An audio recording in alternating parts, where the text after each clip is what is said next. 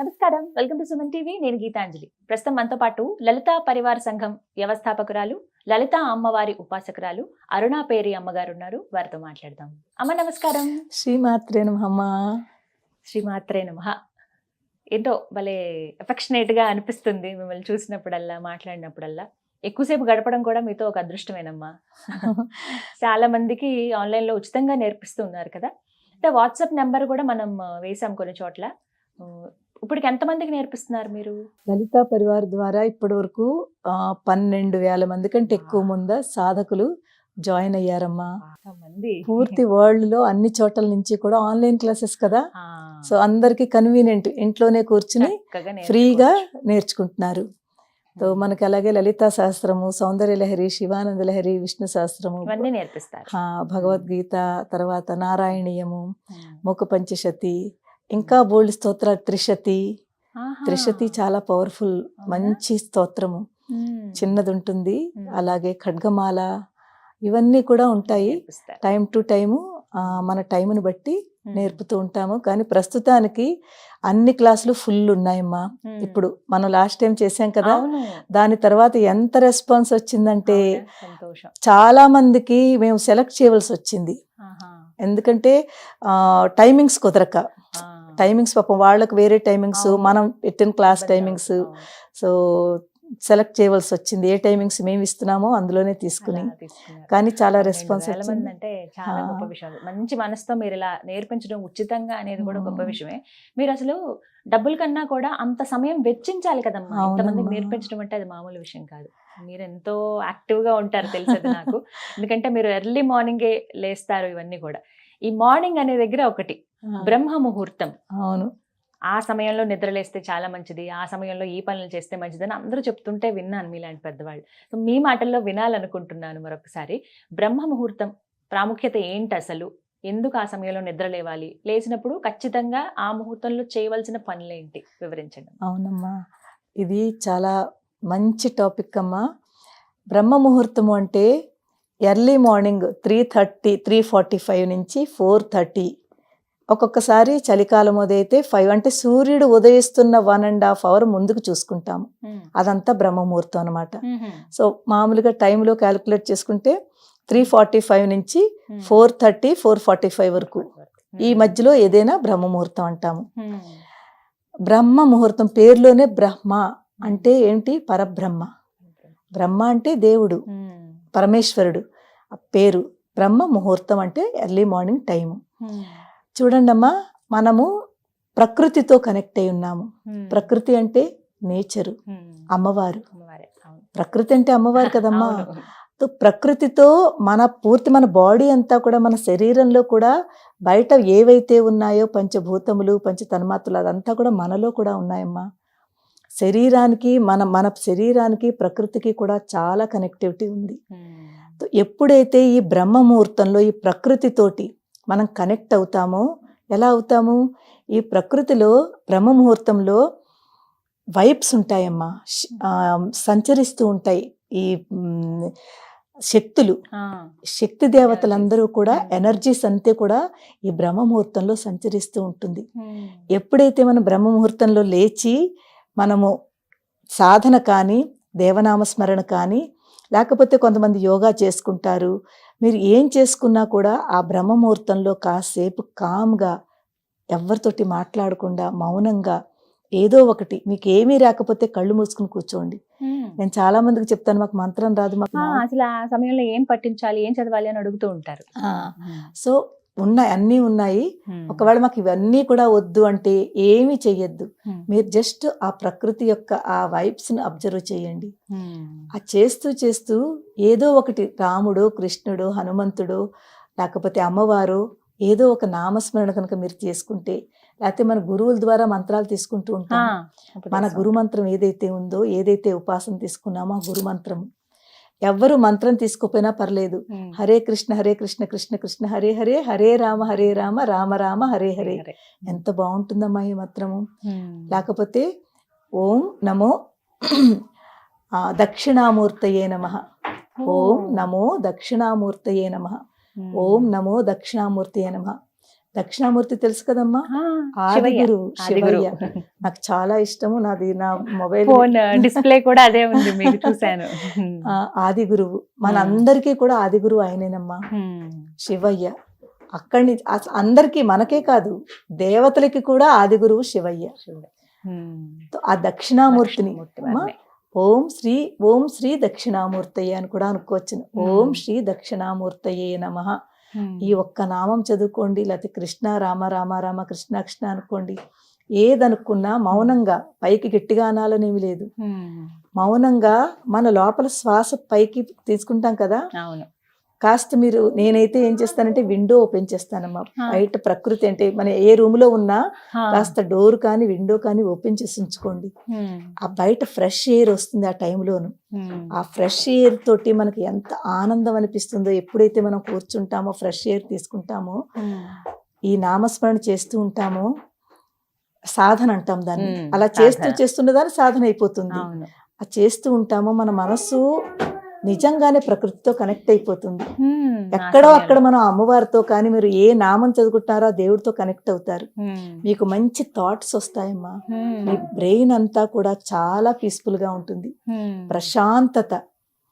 మనం చాలా మంది స్టూడెంట్స్ కి అయితే స్పెషల్లీ బ్రహ్మ ముహూర్తంలో లేచి అలవాటు ఉన్న పిల్లలు చాలా ఉచ్చ స్థితిలో ఉంటారమ్మా. ఆ సమయంలో లేచి చదువుకోవాలని అంటారు. ఆ టైంలో కనుక చదువుకుంటే పూర్తి వాళ్ళ కాన్సన్ట్రేషన్ అంతా కూడా బుక్ మీద పెట్టుకుని చదువుకుంటే అది మర్చిపోకుండా ఇక్కడ స్టోర్ అయిపోతుంది. వాళ్ళు ఏదైతే చదివారో వాళ్ళ మెమొరీలోను వాళ్ళ యాక్టివ్ అవుతుంది, వాళ్ళ మెమొరీ.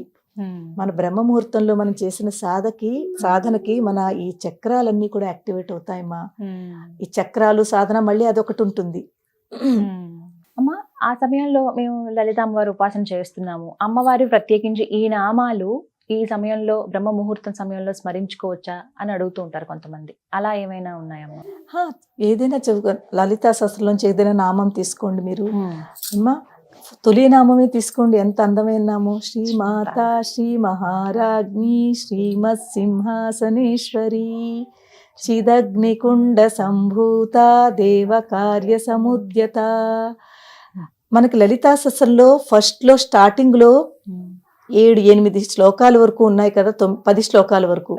ఈ 10 శ్లోకాలు కూడా ఈ బ్రహ్మ ముహూర్తంలో మీరు చదివితే పూర్తి ఒక ధ్యాన ప్రక్రియ, పూర్తి ధ్యాన ప్రక్రియ. మీకు కనీసం ఒక 20, మీకు తెలియకుండానే 20-25 మినిట్స్ ఈ ఒక్క నామం చదువుతూ దాన్ని అర్థం చేసుకుంటూ మనం మన బాడీ మీద అప్లై చేసుకుంటే, ఉద్యద్భాను సహస్రాభ చతుర్బాహు సమన్విత.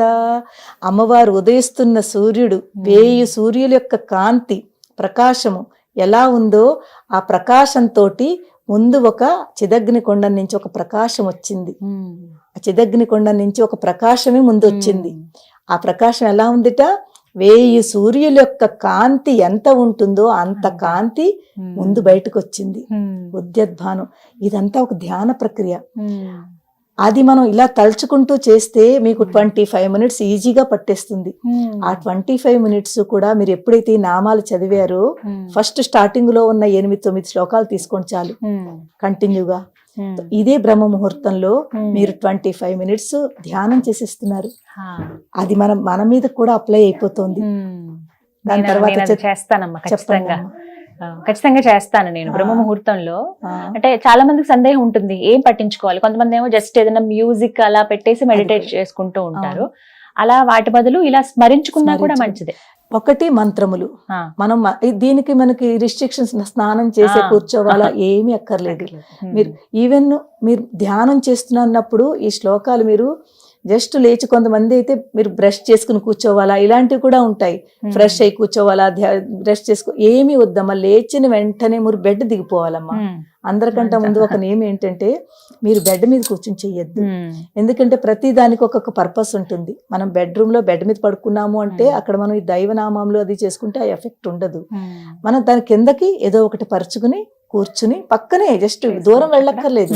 లేచిన వాళ్ళు లేచినట్టుగా. నేనైతే అసలు బ్రహ్మ ముహూర్తంలో లేచి అందరికంటే ముందు భూదేవికి దండం పెడతాను. చాలా మంచిదమ్మా. ఆ వసుధాయే నమః అనుకుని భూమిని స్మరించుకుంటూ క్షమాపణ. ఎందుకంటే మనం రోజు ఎన్నిసార్లు అమ్మవారిని మనం ఆ భూదేవిని తొక్కుతున్నాము, ఎంత కష్టపెడుతున్నాము, ఎంత తప్పు చేస్తున్నాము. కనీసం ఒక చిన్న కృతజ్ఞత అంటే అమ్మ క్షమించమ్మా అని క్షమాపణ ముందు దండం పెట్టుకుంటాను. దండం పెట్టుకున్న తర్వాత కరాగ్రే వసతే లక్ష్మీ, కర మధ్యే సరస్వతి, కరమూలేతు గోవింద, లేతే కరమూలేతు గౌరీ కూడా అంటారు. గౌరీ కానీ గోవింద ఏదైనా పర్వాలేదు. అలా చదువుకుని మనం ఆ దర్శనం చేసుకుంటే అది కూడా చాలా మంచిది. కొంతమంది ఇలా అనుకుని కళ్ళ మీద పెట్టుకుని ఎంత బాగుంటుందో అలా చేసుకుంటేను. ఇది చేసుకున్న తర్వాత మనం ఏం చేస్తామంటే మీరు చెప్పినట్టుగా 2-3 నామాలు శ్లోకాలు ఇవన్నీ కొంచెం పుస్తకం పట్టుకొని చదవాలి ఇవన్నీ కూడా. కానీ మనం ఎక్కువ చేసేది ఏంటంటే కళ్ళు మూసుకుని ధ్యానము. ఈ బ్రహ్మ ముహూర్తంలో కళ్ళు మూసుకుని ధ్యానము. మీకు ఏదైనా 2-3 శ్లోకాలు వచ్చనుకోండి, అదే చదువుకోండి. పుస్తకం పట్టుకోవాలని లేదు. ఏ ఒక్క నామం వచ్చినా చెప్పిన శ్రీమాత, శ్రీ మహారాజ్ని, శ్రీమత్ సింహ అది అందరికీ వస్తుంది. తొలి ఫస్ట్ నామం అందరికీ వస్తుంది. మీరు అదొక్కటే పట్టుకోండి. అదొక్కటి పట్టుకుని కళ్ళు మూసుకుని ఆ నామం చదువుకోండి. లేకపోతే ఏమి వద్దు. నేనైతే శ్రీమాత్రే నమః. ఇది ఇంకా సులువు అందరికి. ఎంత సులువమ్మా, చిన్నవాళ్ళైనా పెద్దవాళ్ళైనా ఎవరైనా చేసుకోవచ్చు. శ్రీమాత్రే నమః, శ్రీమాత్రే నమః. ఇది లేకపోతే శ్రీ దక్షిణామూర్తయే నమః, లేకపోతే హరే కృష్ణ హరే కృష్ణ. ఏదైనా సరే మనసులో ఎప్పుడైతే చదువుకుంటామో మనకి పాజిటివిటీ బాగా పెరుగుతుంది, ప్రశాంతంగా ఉంటుంది. స్టూడెంట్స్ కి మెమొరీ స్ట్రాంగ్ అవుతుంది. వాళ్ళకి ఏ స్ట్రెస్ లో అయితే రాత్రి పడుకున్నారో పొద్దుట ఫ్రీ అయిపోతారు. వాళ్ళు లేచిన వెంటనే మళ్ళీ ఉంటుంది.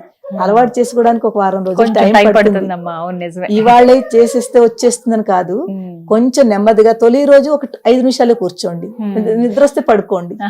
నేను అందరికి వాళ్ళకి ఈజీ చెప్తానమ్మా. నేను చెప్పివన్నీ కూడా చాలా ఈజీగా ఉంటాయి కదమ్మా, తెలుసు. చాలా ఈజీ ట్రిక్స్ చెప్తాను. అందరికి మీరు ఇలాగే చేయండి అని చెప్పామనుకోండి, అందరికి అవదు అలాగా. ముందు మీరు ఒక 4 o'clock టైం పెట్టుకుందాం, 3:45 కూడా కాదు, 4 o'clock లేవండి. లేచి ఫస్ట్ 2-3 days లేచిన వెంటనే మళ్ళీ నిద్ర వస్తుంది. ఒక 2 minutes ఎలాగైనా బద్ధకమైనా సరే అలా కళ్ళు మూసుకుని కూర్చోండి. బెడ్ కూడా దిగద్దు, అలవాటు అయ్యే వరకు బెడ్ మీదే కూర్చోండి. 5 minutes కూర్చున్నారా, నిద్ర వస్తుందో పడుకుండి పోండి. ఇలా 2-3 రోజులు చేయండి. అదే టైంకి 3-4 రోజుల తర్వాత మీరు అలారం పెట్టుకోక్కర్లేదు, మెలకు వస్తుంది కదా, మీకు మెలకు వచ్చేస్తుంది. అవును. ఎందుకు తెలుసా అమ్మా, మన బాడీకి మనం చెప్పుకుంటున్నాము ఈ టైంకి నేను లేవాలి. ఇక్కడే చెప్పుకుంటున్నామమ్మా. మనం ఏది చెప్తామో మన మనసు మన బాడీ వింటుంది, మనకు అది సహకరిస్తుంది. చూడండి, ఆకలి మనకి ఎప్పుడు ఏ టైంకి భోజనం ఆ టైంకి ఆకలి వేస్తుంది. ప్రతిదీ కూడా దాని సిస్టమేటిక్ గా జరుగుతుంది కదా. ఇది కూడా అలాగే. ఒక 4 రోజులు మనకి తెలియదు, అలారం పెట్టుకోవాలి. 5వ రోజు నుంచి మీ అలారం కూడా అక్కర్లేదు. దానంతట అదే బాడీ మనం లేపేస్తుంది. 2వ రోజు 3వ రోజు పోను 10 నిమిషాలు కూర్చోండి. ఫస్ట్ డే 5 నిమిషాలు, 2వ రోజు ఒక 10 నిమిషాలు కూర్చోండి. ఇలాగా ఇంకా మీకు తర్వాత పడుకోవాలని ఉండదు, ఒక అరగంట సేపు కూర్చోవాలని ఉంటుంది. మెలుకు వస్తుంది. అదే ధ్యానం అన్నమాట. కూర్చోండి, ఏమి చదువుకోవద్దు, కూర్చోండి, కళ్ళు మూసుకుని కూర్చోండి. అబ్జర్వ్ చేయండి. మన బ్రెత్ ఉంది కదా, శ్వాసను అబ్జర్వ్ చేయండి. అమ్మవారే శ్వాస అమ్మా, పైనుంచి బయటికి లోపుతో తీసుకుంటున్నాం. ఇక్కడ ప్రాణం ఉంది అంటే అమ్మవారి ప్రాణశక్తి కదమ్మా. ఆ ప్రాణశక్తిని మీరు అబ్జర్వ్ చేయండి. మీ కళ్ళతో అక్కడ అమ్మవారు కనిపిస్తున్నట్టుగా భావించుకోండి. ఏమి చదువుకోపోయినాను, చదువుకుంటే ఏంటంటే ఒక మంత్ర రూపంలో అది ఆ వైబ్స్ లోపలికి వెళ్తాయి. బయట ఉన్న ఇక్కడ ఏంటుంటుంది, కాస్మిక్ ఎనర్జీ అంటాం దాన్ని. ఈ బయట ప్రకృతిలో ఉన్నది కాస్మిక్ ఎనర్జీ. తో ఈ కాస్మిక్ ఎనర్జీ ఎప్పుడైతే మనం ఎక్కడి నుంచి వస్తుంది తెలుసా, బ్రహ్మరంధ్రం నుంచి. కనెక్టివిటీ ఇక్కడే ఉందమ్మా. మన పూర్తి ఈ ఆత్మ పరమాత్మతో కలవాలి అంటే ఇక్కడి నుంచే కనెక్టివిటీ. ఈ కాస్మిక్ ఎనర్జీ కూడా ఈ మన బ్రహ్మరంధ్రం నుంచి మన శరీరంలోకి ఆ శక్తి వెళుతుంది.